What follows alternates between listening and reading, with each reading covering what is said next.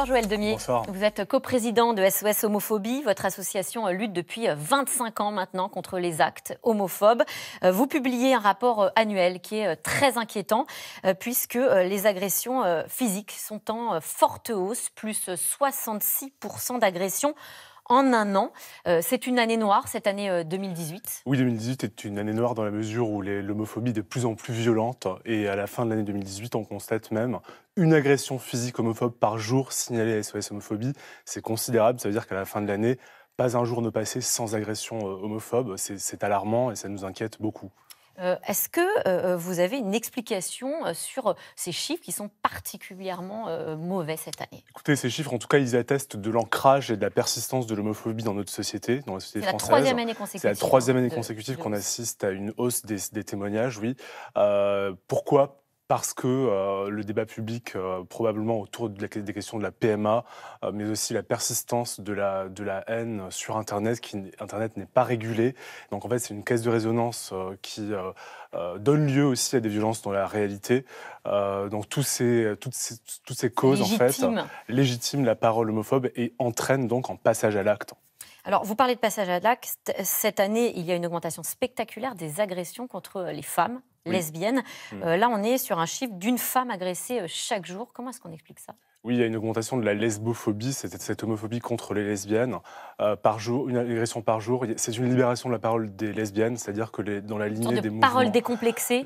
Oui, c'est-à-dire que dans la lignée des mouvements MeToo et Balance ton porc, on avait une libération de la parole féministe.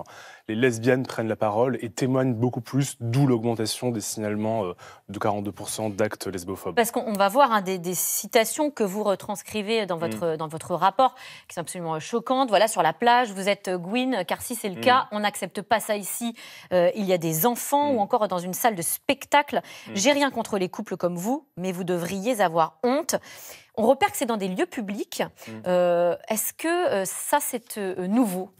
Que ce soit une parole aussi décomplexée comme ça dans les lieux publics. Oui, on constate que des digues morales sont en train de tomber avec, je vous le disais, une parole publique qui est beaucoup plus homophobe dans le débat politique aussi, dans le débat public sur Internet. Donc toute cette parole qui se libère, la parole homophobe qui se libère, entraîne un phénomène de... Oui, les gens sont de moins en moins complexés à avoir des insultes homophobes et à critiquer, à stigmatiser les couples de femmes, les couples d'hommes qui se promènent dans la rue. Et donc c'est inquiétant parce que ça montre que le seuil de haine est en train de s'élever. Oui, vous parlez d'homophobie du quotidien. Est-ce que ça a des conséquences sur les victimes? Est-ce que vous avez pu recenser ou analyser l'impact que ça peut avoir sur les comportements? Oui, l'homophobie du quotidien, elle est extrêmement préoccupante parce qu'elle touche vraiment la vie quotidienne des personnes LGBT, à l'école, au travail, dans la santé, mais aussi dans le voisinage. Ce sont des insultes, des moqueries, des brimades, voire des agressions physiques, et c'est ce qui pourrit en quelque sorte le quotidien des personnes LGBT en France. On voit que l'autocensure est encore très présente puisqu'il y a des taux de prévalence au suicide, par exemple, parmi les personnes LGBT qui sont très importantes, des stratégies d'évitement aussi dont vous parlez, on se donne de moins en moins la main en public. Mais heureusement, ça bouge petit à petit aussi parce qu'on en parle, parce qu'il faut faire de la sensibilisation. Et c'est ce que montre également un documentaire choc qui s'intitule Coming Out. Il montre des adolescents qui ont décidé, coûte que coûte, de révéler leur homosexualité à leur famille. Je vous propose d'en regarder une partie, vous allez voir ces images, c'est bouleversant. So, I'm about to tell my mom. I gotta fucking do it. I'm scared. God hates fags. It shouldn't be difficult. You shouldn't feel ashamed. You shouldn't feel scared or threatened. You shouldn't feel like you shouldn't do it. My name's Luke, and I'm gay. Nothing would stop me from loving you, my dear. C'est vraiment très émouvant. Ouais. Ce film, il s'adresse à tout le monde. C'est finalement la meilleure campagne de sensibilisation qui soit. En tout cas, ce film, oui, il montre la réalité du coming out, c'est-à-dire ce moment qui est à la fois libérateur pour la personne homosexuelle et en même temps extrêmement angoissant. Donc oui, ce film montre la réalité des personnes homosexuelles aujourd'hui. Ça a été la vôtre aussi. Bien sûr, vous comme vous toute souvenez de ce personne moment-là, LGBT. si important? Oui, alors moi j'ai eu la chance d'avoir des parents et une famille compréhensive, mais ce qui n'est pas le cas de tout le monde. Mais oui, on s'en souvient très bien. Et d'ailleurs, dans une vie, en tant qu'homosexuel, on a à faire parfois plusieurs coming out à son travail, auprès de ses parents, auprès de ses amis. dès qu'on rencontre une nouvelle personne, on doit faire ce coming out. Et ça, c'est la marque aussi de l'homophobie, puisque les hétérosexuels n'ont pas à faire de coming out. Et donc, en fait, c'est une angoisse supplémentaire pour les personnes LGBT. Alors, justement, comment que ça ne se place plus comme cela? Comment changer les mentalités? Vous, je crois que vous allez beaucoup dans les écoles Oui. avec votre association. Est-ce que c'est important? Ça commence dès l'éducation? Bien sûr, la prévention, la sensibilisation des jeunes générations, c'est la clé de la lutte contre l'homophobie. C'est en déconstruisant les idées reçues, les préjugés sur l'homosexualité dès le plus jeune âge, Alors, on va avec voir un justement, discours adapté qu'on y arrive. certains de ces préjugés ou de ces questions que vous posent les élèves, voilà. Est-ce que l'homophobie est transmissible, vous demande-t-on? Ou alors, merci, grâce à vous, j'ai enfin découvert ce que je suis au fond de moi. Et puis enfin, pourquoi vous êtes-vous orienté dans le domaine de l'homosexualité, vous demande-t-on? Qu'est-ce qui vous marque le plus quand vous rencontrez ces jeunes? Ce qui nous marque le plus, c'est qu'en général, les jeunes ne parlent jamais d'homosexualité. Donc c'est la première fois qu'ils ont l'occasion d'en parler quand on leur en parle. Donc en fait, il y a ils sont très contents, Curieux. en général, curieux.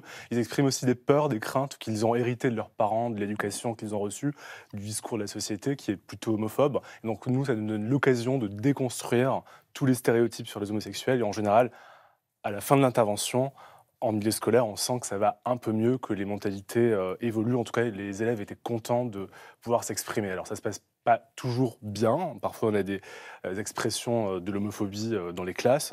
Et donc, Vous êtes là aussi mais pour nos bénévoles sont formés pour y répondre. pour y répondre. Hier, la Ligue de football professionnel a annoncé que ses arbitres, ses capitaines porteraient un brassard qu'on va voir d'ailleurs aux couleurs de l'arc-en-ciel lors des matchs de ce week-end. Il y a quelques jours, le journal L'Équipe a mis en une deux hommes qui s'embrassent. Est-ce que pour vous, ces actes sont des actes de forts ou c'est anecdotique? C'est pas ça qui va changer les mentalités en profondeur? Non, c'est important. La visibilité donnée au combat LGBT, c'est important. Quand on voit deux hommes qui s'embrassent à la une de L'Équipe, qui a un quotidien sportif, c'est très important.